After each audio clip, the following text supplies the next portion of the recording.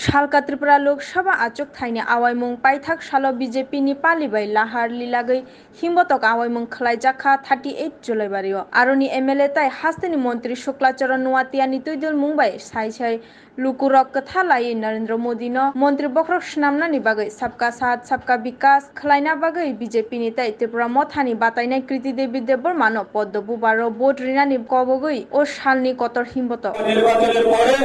তাদের শিকড় গুলে খুঁজে পাওয়া যাবে না সেটা আমাদের এই তিন দল রয়েছে তিন অবস্থা ভারতীয় জনতা পার্টি এবং আইপিএসি তিন দল একসঙ্গে যদি এক মাঠ এক মঞ্চে যদি থাকে কোন মহাশক্তি ত্রিপুরার মধ্যে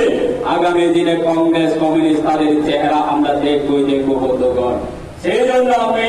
এই জুলাইবাড়ি বিধানসভা বিভাগের পক্ষ থেকে আমরা আবেদন করব যাতে আমাদের দেশের প্রধানমন্ত্রীকে সবাই যাতে আশীর্বাদ করেন এবং আমাদের জুলাইবাড়ি বিধানসভা কেন্দ্রের পক্ষ থেকে আমরা বিপুল পরিমাণে যাতে আমরা